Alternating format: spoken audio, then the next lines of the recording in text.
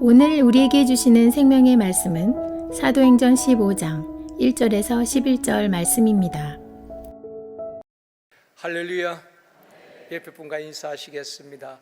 주님의 이름으로 사랑하며 축복합니다.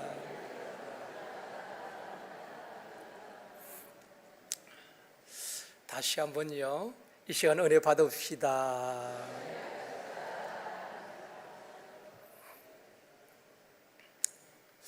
사람이 사는 곳에는 가정이든 직장이든 교회에도 문제는 있습니다.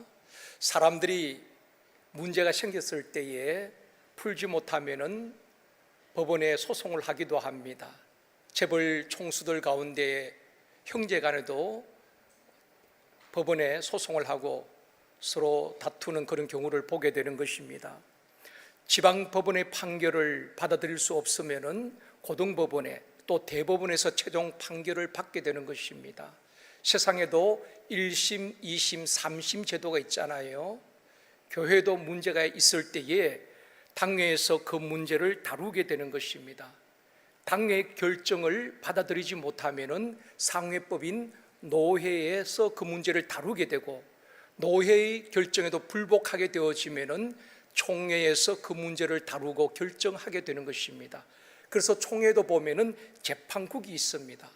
교회의 문제나 노회의 문제들이 총회에서 재판국에서 다루고 또 결정을 하게 되는 것입니다. 바울과 바나바가 1차 전도 원정을 마치고 안디옥 교회에 돌아오게 되었는데, 안디옥 교회에 문제가 생겼습니다. 예루살렘에서 온 어떤 사람들이 예수를 믿어도 할례를 받아야 구원을 받는다고 가르치었습니다. 그래서 바울과 바나바와 또 할례를 받아야 구원받는다고 주장하는 사람들 사이에 다툼과 논쟁이 있었다는 것입니다. 이 문제에 대해서 어떻게 해결할 것인가? 그렇다면 모 교회인 예루살렘 교회에 사람을 보내서 사도들과 장로들로부터 권위 있는 답변을 들어보자. 그래서 바울과 바나바를 안디옥 교회에서 예루살렘으로 보내게 되는 것입니다. 그리고 예루살렘에서 이 문제를 다루게 되는데, 이것을 예루살렘 1차 총회라고도 말하고 예루살렘 공의회라고도 말하는 것입니다. 예루살렘 총회에서는 초대교회의 구원에 관해서 중요한 결정을 하게 되는 것입니다. 그 결정은 오늘날까지도 유효한 결정이기도 한 것입니다. 오늘은 예루살렘 총회라는 제목으로 말씀을 드리려고 합니다. 초대 예루살렘교회에 큰 부흥이 있었지요. 3,000명, 5,000명이 교회로 밀려오게 되는 것입니다. 근데 우리 주님께서 제자들께 어떤 말씀을 하셨습니까? 성령이 임하면은 권능을 받고 예루살렘과 온 유대와 사마리아와 땅끝까지 복음을 전하게 하셨습니다. 그게 하나님의 뜻이에요. 그게 사도행전의 주제이기도 한 것입니다. 그런데 예루살렘 교회에 복음이 머물러 있었습니다. 그때의 사도행전 8장에 보면은 예루살렘 교회에 큰 박해가 있게 됩니다. 사도들 외에는 다 흩어집니다. 사마리아로, 안디옥으로, 구보레로 흩어지게 되는데, 흩어진 그들이 가는 곳마다 복음을 전하고 교회를 세우게 되는 것입니다. 안디옥 교회도 부흥을 하게 되고 바울과 바나바가 목회를 하고 또 성령의 지시하심을 따라서 바울과 바나바를 선교사로 파송을 하게 되는 것입니다. 복음이 지역과 민족을 넘어서 열방으로 전파되어지게 되는 것입니다. 여러분, 교회가 부흥하면은 또 더 큰 일을 감당하고 좋은 면도 있지만은 사람이 많이 모이다 보면은 문제도 있고 갈등도 있고 분쟁도 생기는 것입니다. 가지 많은 나무에 바람 잘 날 없듯이 사람이 많이 모이다 보면 성품도 다르고 생각도 다르고 삶의 모든 모습이 다르고 생각이 다르기 때문에 갈등도 있기 마련입니다. 여러분, 교회에도 직장에도 가정에도 문제가 있고 갈등이 있을 수 있습니다. 그런데 그런 문제가 생겼을 때에 어떻게 그것을 풀어가고 해결하느냐가 중요한 것입니다. 오늘 본문에서 그런 성경적인 해결 방법을 얻는 지혜가 있기를 원합니다. 첫 번째로 초대교회의 부흥과 갈등입니다. 1절 말씀 같이 읽겠습니다. 어떤 사람이 유대로부터 내려와서 형제들을 가르치되 너희가 모세의 법대로 할례를 받지 아니하면 능히 구원을 받지 못하리라 하니, 어떤 사람이 유대로부터 내려왔다는 것은 예루살렘에서 왔다는 것입니다. 예루살렘에서 안디옥에 와서 형제들을 가르쳤다, 그렇게 말씀을 하고 있습니다. 예루살렘 교회는 유대인들의 중심된 교회였습니다. 그런데 이 안디옥은 이방인 중심의 교회였습니다. 바울과 바나바를 통해서 안디옥 교회가 부흥하게 되어지고 선교사를 파송하게 되는 그런 소식을 듣고 예루살렘에서 이방인들, 안디옥에서 많은 사람들이 예수를 믿고 선교사를 파송했다는데, 그들이 제대로 믿고 있는지 우리 한번 가서 보자. 그래서 예루살렘에서 안디옥에 내려오게 된 것입니다. 바울과 바나바가 전한 복음이 무엇입니까? 오직 구원은 예수 그리스도를 믿음으로 받는다는 것입니다. 누구든지 예수를 믿으면은 구원 받는다는 것이 바울이 전한 복음이었습니다. 그런데 예루살렘에서 내려온 어떤 사람들이 어떻게 가르쳤습니까? 아니야, 예수를 믿어도 할례를 받아야 구원받는다, 할례를 받지 못하면 구원받을 수 없어, 그렇게 또 가르친 것입니다. 그러다 보니까 안디옥 교회 성도들에게 혼란이 온 것입니다. 바울은 예수만 믿으면 구원받는다고 하는데 유대에서 온 사람들은 아니야, 예수를 믿어도 할례를 받아야 된다고 가르쳤던 것입니다. 사랑하는 성도 여러분, 우리가 신앙생활을 하면서 누구로부터 배우느냐, 누구의 가르침을 받느냐 하는 것은 굉장히 중요합니다. 그것은 영적인 문제예요. 바울이 디모데에게 당부한 말씀이 있습니다. 디모데후서 3장 4절 말씀 같이 읽습니다. 그러나 너는 배우고 확신한 일에 거하라. 너는 내가 누구에게서 배운 것을 알며, 바울이 정말 아끼는 제자 디모데에게, 디모데야, 많은 거짓 선지자들이 일어나서 성도들을 미혹하는 때에 너는 누구에게서 배운지 알라는 것입니다. 그리고 바울이 전한 복음이 무엇이었습니까? 오직 예수를 믿음으로 구원받는다는 그 구원론 위에 확실하게 서라는 것입니다. 그걸 당부하고 있는 것입니다. 이단들의 특징이 성경을 가르치겠다는 것입니다. 여러분, 이단들이 어떻게 미혹을 합니까? 어느 선교사님의 성경을 잘 가르치는 분이 있습니다. 어떤 목사님의 성경을 아주 잘 가르치는 분이 있습니다. 그렇게 사람들 미혹하고 데리고 갑니다. 그래서 이단에 빠진 사람들이 대부분입니다. 그런데 전통교회에서는 성도들이 배우는 것을 굉장히 귀찮아합니다. 그냥 교회만 잘 다니면 되었지 무슨 양육을 받고 또 배워야 하느냐. 기존 교회에서는 이 배움에 대해서 굉장히 불편해하고 있습니다. 그런데 여러분 기억해야 할 것은, 이단들을 보면은 신천지나 하나님의 교회, 통일교, 여호와의 증인 다 마찬가지입니다. 구원파도 마찬가지고요. 이단들은 철저히 자신들의 교리를 가르치고 완전히 세뇌시킵니다. 우리는 일주일에 한 번 배우는 것도 싫어합니다. 그런데 그들은 일주일에 평균 4번을 그들이 성경 공부를 합니다. 월화 목금 이렇게 모여서 철저하게 가르치는 것입니다. 그러니까 이단에 빠진 사람들은 그것이 진리인 줄 아는 것입니다. 그러니까 이단에 빠진 사람들이 잘 나오기 힘든 것입니다. 그렇기 때문에 우리가 누구에게 배우는가, 누구의 가르침을 받느냐 하는 것은 굉장히 중요한 것입니다. 이것은 영적인 문제거든요. 내 영혼이 잘못되어질 수 있다는 것입니다. 그래서 예수님께서도 이렇게 말씀하셨습니다. 너희는 랍비라 칭함을 받지 말라. 너희 선생은 한 분뿐이라고 말하고 있는 것입니다. 우리의 스승은 오직 예수 그리스도인 줄 믿습니다. 우리는 말씀에 집중해야 되는 것입니다. 주님이 뭐라고 말씀하셨는가? 주님의 가르침을 받아야 하는 것입니다. 야고보도 그렇게 말하고 있습니다. 너희들은 많이 선생이 되려고 하지 말라. 선생된 자가 더 큰 심판을 받으리라고 말씀하고 있습니다.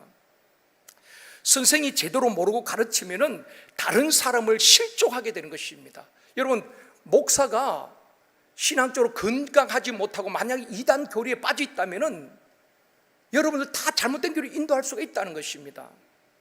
그렇기 때문에 우리가 누구에게 배우느냐, 누구의 가르침을 받느냐 하는 것은 굉장히 중요한 것입니다. 또 교회 안에서 어떤 센터장을 만나는가, 어떤 교사를 만나느냐 하는 것이 굉장히 중요합니다. 수원지의 물은 깨끗하잖아요. 아주 정화된 물입니다. 그런데 그 물이 배관을 통하여서 여러분은 가정에 공급이 되어집니다. 수원지 물은 문제가 없어요. 깨끗하지만은 배관이 녹슬어 있다면은 녹물이 나올 수밖에 없는 것입니다. 저는 센터장과 또 우리 교사들, 목회자들 말할 것도 없고 배관과 같은 역할이라고 생각합니다. 하나님의 말씀은, 복음은 완전한 것입니다. 그런데 전하는 자가, 가르치는 자가 잘못되면은 녹물을 먹일 수도 있다는 것입니다. 그렇기 때문에 메시지가 문제가 아니라 메신저가 문제라는 것입니다. 누가 가르치느냐, 누구부터 배우느냐 하는 것이 굉장히 중요한 것입니다. 특히 여러분들 이단의 미혹을 받지 않기를 원합니다. 우리 교회 안에서 하는 영적 성장 과정에도 여러분 잘 배우시고 부족하면 또 우리가 더 그런 것은 제공할 수가 있습니다. 혹시 외부에서 성경 공부하는데 그런데 여러분 함부로 가면 안 된다는 것입니다.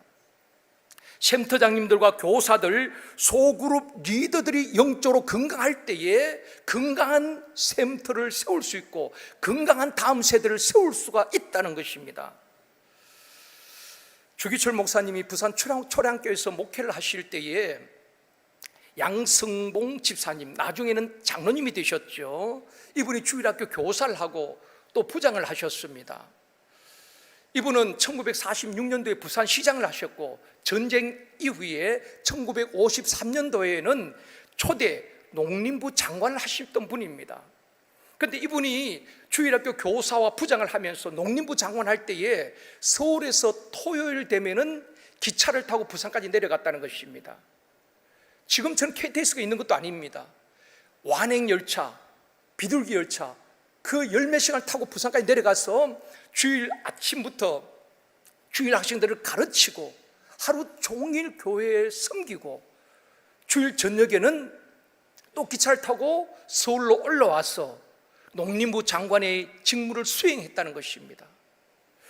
이런 분이 어떻게 나올 수 있었는가? 주기철 목사님이 그 초량교회를 목회하실 때에 일사각오의 신앙을 가르친 것입니다. 여러분, 우리 예수 믿는 사람들은 죄와 타협하면 안 됩니다. 세상과 타협하면 안 됩니다. 일사각오로 믿음을 지켜야 합니다.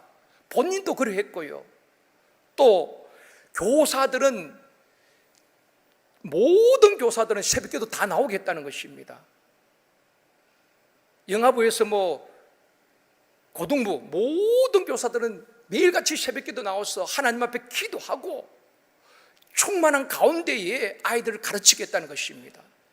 그리고 생명 걸고 어떤 직분이든 어떤 사명이든 생명 걸고 그 사명을 감당하도록 강단에서 피를 토하듯 설교하고 그렇게 가르쳤던 것입니다. 그러니까 양승봉 장로님 같은 이런 일꾼들이 나오는 것입니다.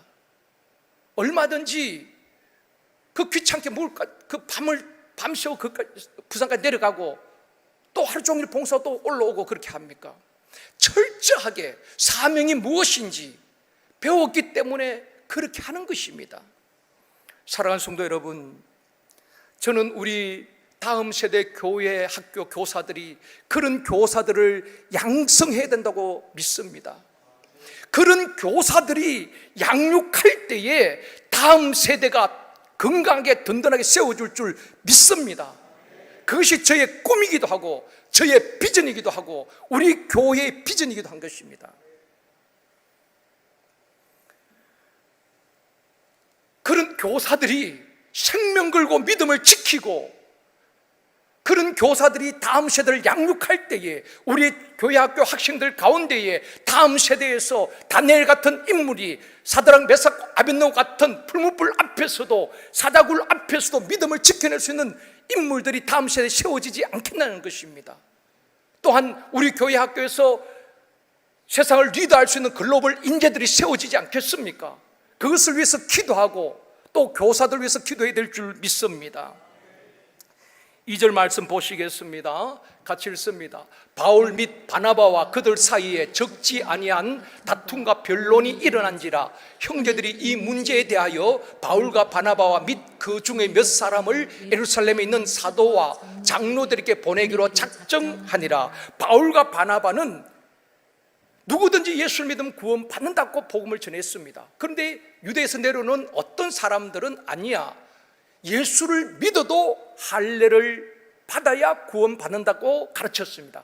그러니까 충돌이 일어난 것입니다. 이 문제를 어떻게 해결하는가? 안디옥 교회가 성숙하다는 것은 자칫하면 교회가 갈라질 수도 있습니다. 그런데 우리가 해결되지 않는다면은 그 예루살렘 모교회에 사도들이 있는, 장로님들이 있는 그 모교회에 우리가 바울과 바나바를 보내자. 그리고 권위 있는 답변을 들어보자. 그래서 바울과 바나바를 예루살렘에 보내게 되는 것입니다.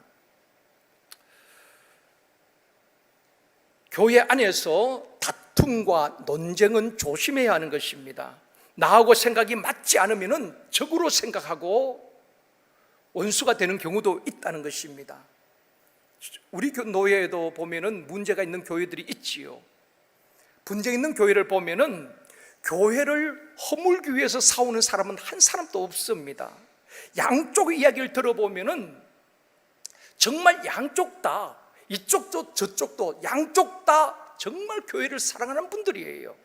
이야기를 들어보면은, 그리고 정말 교회를 바로 세우기 위해서 애쓰는 분들입니다.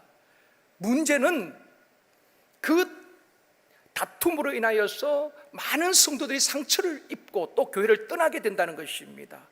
교회가 다툼과 분쟁에 휘말리게 되어지면은 본질을 잃어버리게 되는 것입니다. 그리고 서로 다투고 소송하고 그 일에 집중하다 보면은 교회가 감당해야 될 사명을 잃어버리게 되는 것입니다. 사랑하는 성도 여러분, 가정에도 직장에도 교회에도 갈등이 있고 문제가 있고 다툼이 일어날 수 있습니다. 그런데 그 문제를 어떻게 풀어나가느냐 하는 것이 중요한 것입니다.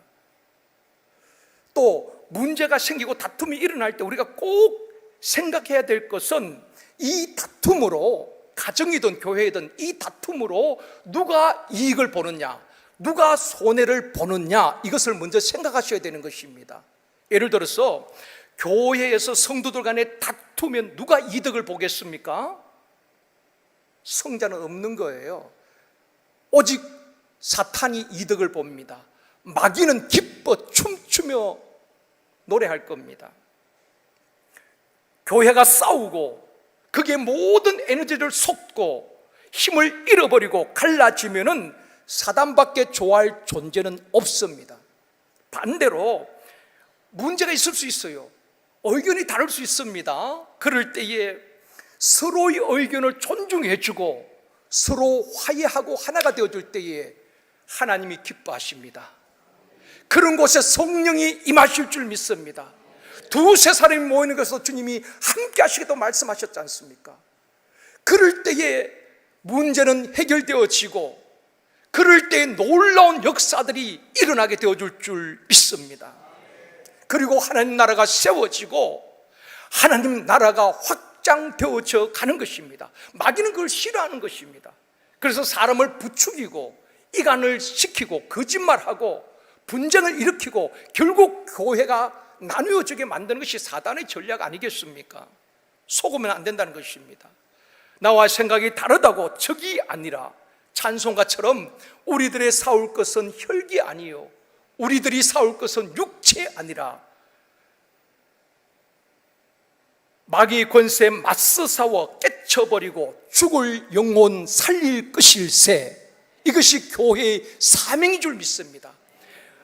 아군과 적군을 구별할 줄 알아야 되는 것입니다. 여러분, 이게 영적 분별력이에요.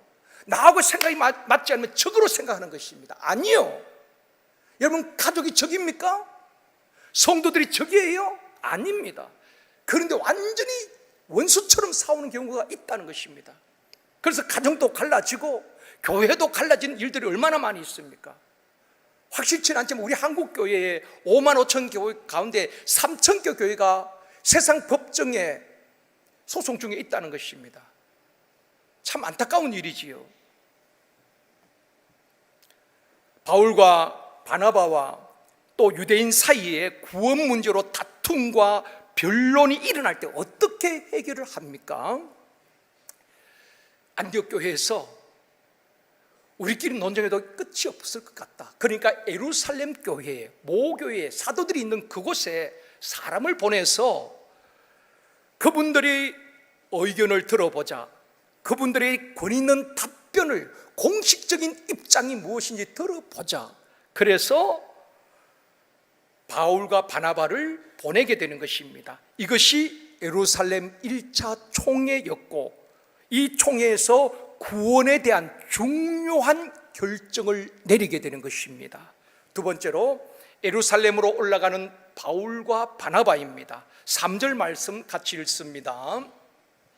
그들이 교회의 전송을 받고 베니게와 사마리아로 다니며, 그들이 바울과 바나바를 말합니다. 안디옥 교회 전송을 받고 예루살렘으로 가는데 베니게와 사마리아로 다니며, 여러분 지금 바울과 바나바가 예루살렘에 왜 갑니까? 교리 논쟁을 종식시키기 위해서 예루살렘에 가는 것입니다. 그렇다면 곧장 바로 올라가야 되잖아요. 그런데 베니게와 또 사마리아를 들려서 가게 되는 것입니다. 지도를 보면은 안디옥에서 베니게 또 사마리아 거쳐서 예루살렘으로 가는데, 이 베니게와 사마리아에 가서 그들이 무엇을 하는가? 바울과 바나바가 무슨 말을 합니까? 자신들의 주장이 옳다고, 지금 우리가 예루살렘에 재판을 받으러 가는데 우리의 주장이 옳다고 주장한 것 아닙니다. 그리고 예수를 믿으면 구원받는 것이지 무슨 할례를 행하느냐고, 저 사람 틀렸다고 상대방을 비난하는 것도 아닙니다. 우리가 억울하다고 사람들을 선동하고 지지를 받고 자기 편으로 만들려고 하는 것도 아니었습니다. 우리 보통 사람 같으면은, 여러분 생각해 보십시오. 재판을 받으러 가면은 나를 지지해 줄 사람, 내게 유리한 증언을 해줄 사람을 확보하고, 또 내 자신을 변론하고 내 자신을 정당성을 이야기하고 하지 않겠습니까? 그리고 나를 지지하는 사람을 모으려고 합니다. 여러분, 교회 안에서 편을 가르고 나를 지지하는 사람을 모으고, 이것은 아주 좋지 못한 것입니다. 우리는 예수 그리스도 이름으로, 예수 그리스도 중심으로 하나가 되어야 하지, 누구를 중심으로 사람이 모여지고 편을 가르는 것은 마귀가 하는 고도의 술수란 것을 기억해야 하는 것입니다.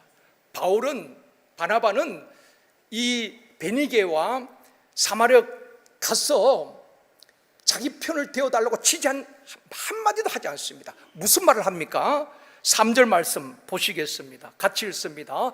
그들이 교회의 전송을 받고 베니게와 사마리아로 다니며 이방인들이 죽게 돌아온 일을 말하여 형제들을 다 크게 기쁘게 하더라. 아멘. 저는 이 말씀을 묵상하면서 정말 너무 감동이 되고, 이것이 교회고 이것이 진짜 예수 믿는 사람이구나, 그런 생각을 했습니다. 이제 바울과 바나바가 전송을 받고 가는데 베니게와 사마리아로 다니면서 무슨 말을 합니까? 자기 지지 발언하는 거 아니에요. 자기 억울함을 하소연한 것도 아닙니다. 이방인들이 죽게 돌아온 일을 말하며 또 듣는 모든 형제들 다 기쁘게 하였더라, 그렇게 말씀하고 있는 것입니다. 다시 말씀을 드리면 1차 전도 원정 때에 구보로에서 총독 서기오 바울이 복음을 듣고 예수를 믿게 되었잖아요. 그리고 비시디아 안디옥에서, 이고니온에서, 루스드라에서, 더베에서 복음을 전할 때 많은 사람들이 헛된 신들을 버리고 주께로 돌아온 그 이야기를 하는 거예요. 어디를 가든지 복음을 전하고 예수를 믿고 돌아온 그 이야기를 간증하고 있는 것입니다.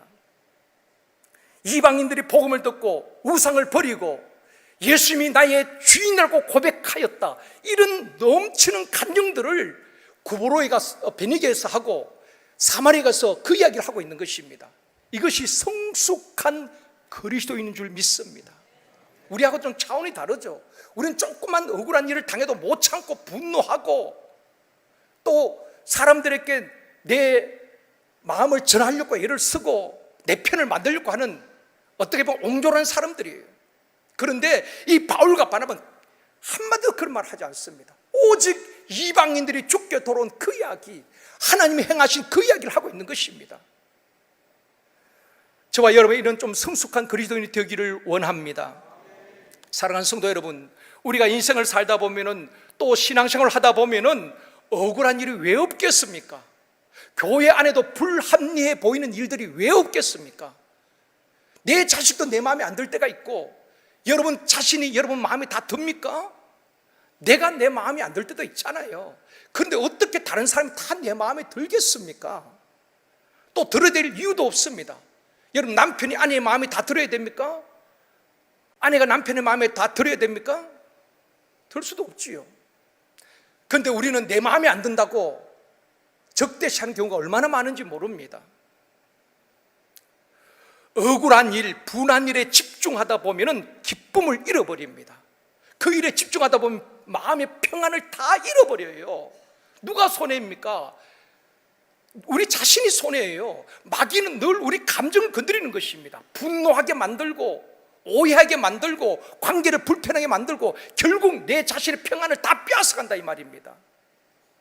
거기에 집중하다 보니까 기쁨도 없고 평안도 없고 자유함도 없는 것입니다. 그러니까 우리 자신들이 손해란 것입니다.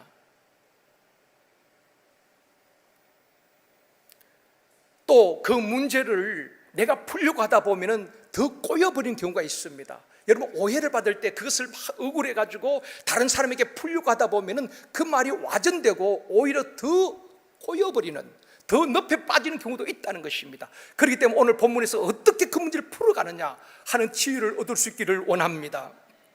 여러분 다윗의 인생을 보면 참 억울한 일도 많고 속상한 일이 우리와는 비교할 수 없을 만큼 많았지요. 다윗의 인생에 다윗을 가장 힘들게 했던 세 사람이 있다면 사울 왕, 압살롬, 시므이 세 사람입니다. 이 세 사람의 특징은 하나같이 다윗을 죽이겠다는 것입니다.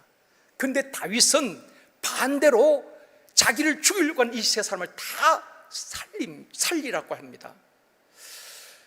다윗이 골리앗을 이기고 그 이스라엘의 승리를 안겨줬잖아요. 그 일 때문에 사울 왕이 다윗을 시기하고 그때부터 다윗을 죽이겠다고 10년 가까이 다윗을 추격합니다. 다윗이 사울 왕을 죽일 기회가 있었죠. 신하들이 하나님께서 당신이 주신 기회입니다. 사울 왕의 목을 베라는 것입니다. 그런데 다윗은 사울을 죽이지 않습니다. 하나님이 기름 부어 세운 그 종을 사울을 살립니다. 그리고 압살롬은 아버지 다윗의 등에 칼을 꽂았습니다. 그렇게 사랑했던 아들로부터 배신을 당했을 때 다윗의 마음이 어떻겠습니까? 참담했지요. 도망가다가 이 다윗의 군대와 압살롬 군대가 전투를 하게 되는데 다윗이 장군들을 불러놓고 이렇게 말하는 겁니다. 혹시 압살롬을 죽일 기회가 있어도 죽이지 말고 너그러이 대하라. 이것이 아버지의 마음이에요. 이것이 다윗의 마음이었던 것입니다. 아들 압살롬은 아버지의 등에 칼을 꽂고 왕권을 찬탈하려고 하지만은 다윗은 너그러이 대하고 죽이지 말라. 이 사람이 다윗이에요. 다윗이 괜히 쓰임 받은 것 아닙니다. 또 세 번째는 시므이가 힘들겠지요. 압살롬의 반역으로 도망갈 때, 피해갈 때에 시므이가 다윗을 막 욕하고 비난하고 저주합니다. 그때 아비새가 다윗에게 그렇게 말합니다. 내가 가서 저 시므이 목을 잘라오겠습니다. 그때 다윗이 뭐라고 말합니까? 그래, 가서 제발 저놈 목을 좀 잘라와. 그럼 내가 속이 시원하겠다. 그렇게 하지 않지요. 다윗이 그 아비새의 말을 듣고 내 자식도 내 등에 칼을 꽂는데 나하고 상관없으면 저 사람이 욕을 하고 저주를 한들 저 사람 탓할 수 있겠느냐? 그렇게 그의 목을 자르고 그러지 마라. 자기 하고 싶은 말 하도록 내버려 둬라. 그래서 성경 말하지요. 이새의 아들 다윗을 만나니 내 마음에 합한 자라. 끝없이 용서하고 품어주는 그 마음이 하나님의 마음이요, 아버지의 마음 아니겠습니까? 그래서 하나님께서 내 뜻을 다윗을 통해서 이루겠다, 그렇게 말씀하고 있는 것입니다. 다윗은 믿었습니다. 자신을 죽이려고 힘들게 하고 너무 억울하지만 하나님을 의지하고 하나님께 집중하면은 하나님께서 해결해 주실 줄 믿었습니다.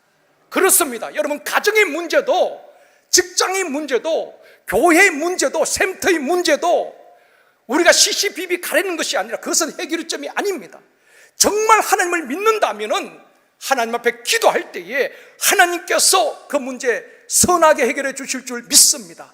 내가 해결을 하려고 하다 보면 더 꼬이고 더 관계가 불편해질 수 있습니다. 그럴 땐 때로는 침묵도 필요한 것입니다.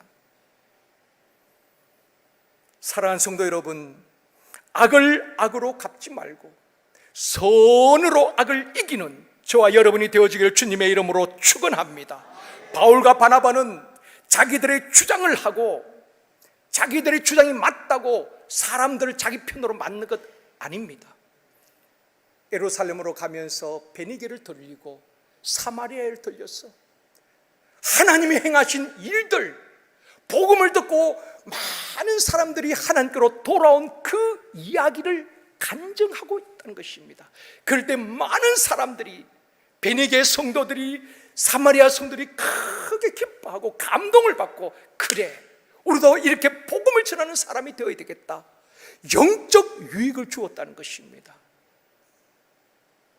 그리고 예루살렘을 향해서 가게 되는 것입니다. 세 번째, 예루살렘 총회의 결정입니다. 어떻게 이제 이 문제를 결정하는가? 4절 말씀 보시겠습니다. 같이 읽습니다. 예루살렘에 이르러 교회와 사도와 장로들에게 영접을 받고 하나님이 자기들과 함께 계셔 행하신 모든 일을 말하며, 예루살렘에 가서도 마찬가지입니다.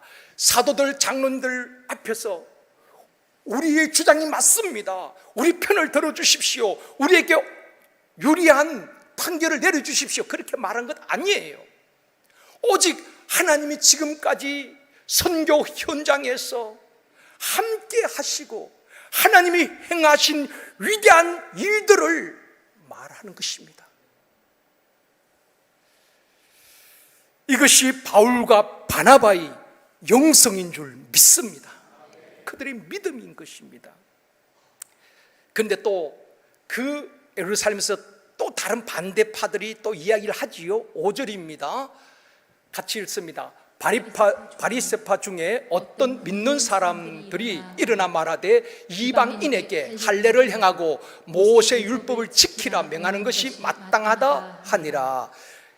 유대에서 내려온 사람들이 주장했던 것과 똑같이 주장하는 사람들이 있었습니다. 바리새파 가운데에 예수를 믿고 개종한 사람들이 있었다 이 말입니다. 유대교에서 개종한 사람들이 있었는데 이들이 뭐라고 말하는가 하면은, 예수를 믿어도 이방인들은 할례를 받고 율법을 지켜야 한다, 그렇게 주장을 하는 것입니다. 이때 베드로가 이제 등장을 하게 됩니다. 7절입니다. 같이 읽겠습니다.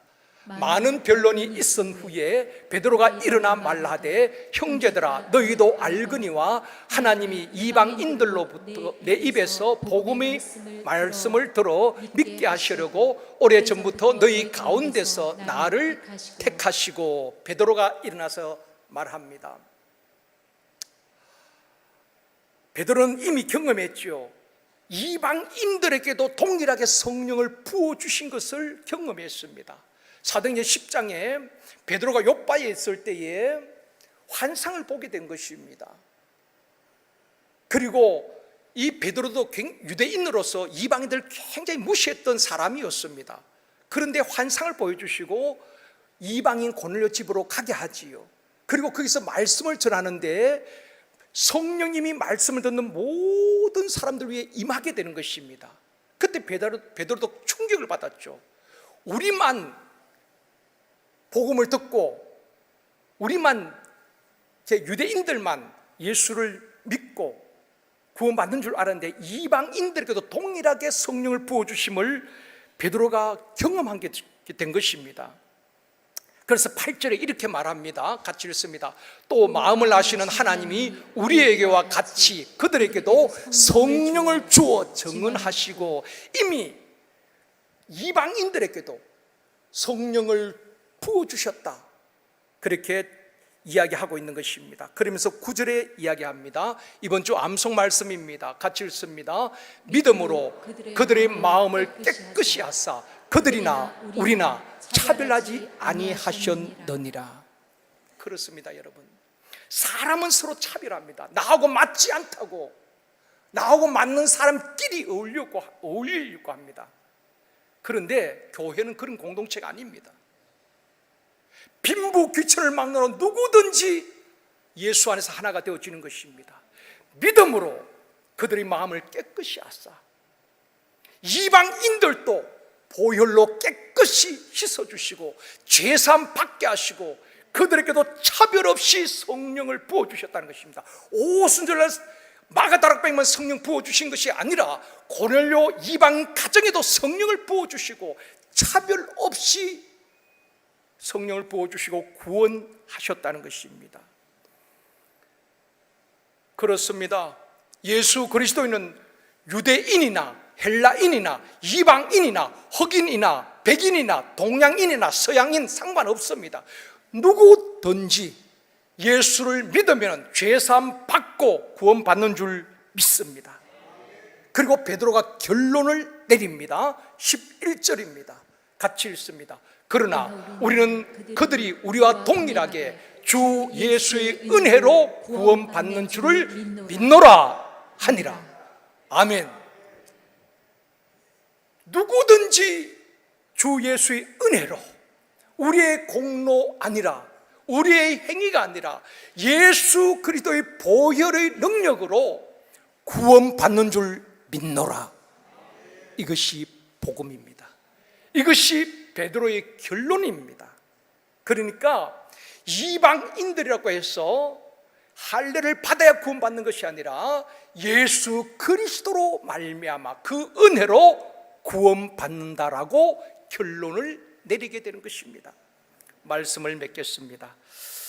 사랑하는 성도 여러분, 안디옥 교회는 구원 문제로 다툼과 논쟁이 일어날 때에 서로 다투고 분쟁하고 자기 주장만 하다가 갈라진 것이 아니라 성숙한 교회답게 그 문제를 우리가 모 교회, 예루살렘 교회의 사도들과 장로들에게 문의하고 권위 있는 답변을 들어보자. 그리고 바울과 바나바가 올라가게 되는데 예루살렘으로 가면서 베니게에 들리고 사마리아에 들려서 자기들을 변론하고 자기들을 주장하고 자기들의 억울함을 호소한 것 아닙니다. 그것은 초보 신앙인이에요. 성숙한 바울과 바나바는 그런 거 개의치 않습니다. 왜냐하면 그 모든 것을 하나님이 주관하시기 때문에 최종 재판관은 우리 주 예수 그리스도인 줄 믿습니다. 여러분, 세상에서 다 인정받고 억울함 풀려고 하지 마십시오. 예수 때문에 좀 억울하면 어떻습니까? 세상 사람들이 다 환영받아도 주님 앞에서 나는 너를 모르겠다. 너는 세상에서 다 받을 거 다 받았어. 칭찬도 사랑도 종기도 네가 다 받았어. 넌 더 이상 받을 것이 없다. 그건 실패 아니겠습니까? 예수 때문에 좀 억울한 일이 있어도 주님 앞에 섰을 때에 그래, 너 억울한 건 내가 다 알고 있다. 힘들었지.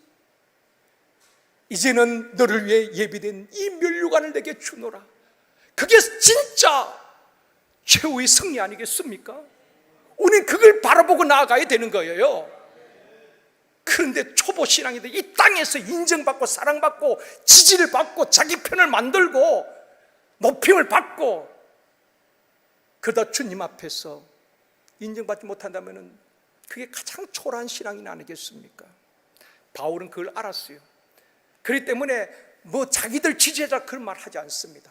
오직 복음을 듣고 예수께로 돌아온 수많은 이방인들이 있었다. 그럴 때 많은 베니게 사람, 사마리아 사람이 큰 기쁨을 주고, 그래 우리도 이 사명을 감당해야지, 우리도 복음을 전해야지, 우리도 수많은 사람들 옳은 대로 돌아오게 해야지, 그런 결단을 하게 만든 것입니다. 사랑하는 성도 여러분, 우리가 전하는 복음을 듣고 많은 사람이 주께로 돌아온 역사가 있기를 원합니다. 하나님께서 행하신 위대한 일들이 날마다 경험되어지고, 샘터 모임에서, 교사 모임에서, 남녀 전도의 모임에서, 권사의 모임에서 힘들다 뭐하다 세상 이야기하는 것이 아니라, 사람들 이야기하는 것이 아니라 하나님이 행하신 그 위대한 일들을 간증하는, 간정이 넘치는 샘터와 또 우리 남녀 전도의 안수 집사의 모임이 되어지고, 우리 교회가 그런 간정이 넘치는 교회가 되어지기를 주님의 이름으로 축원합니다.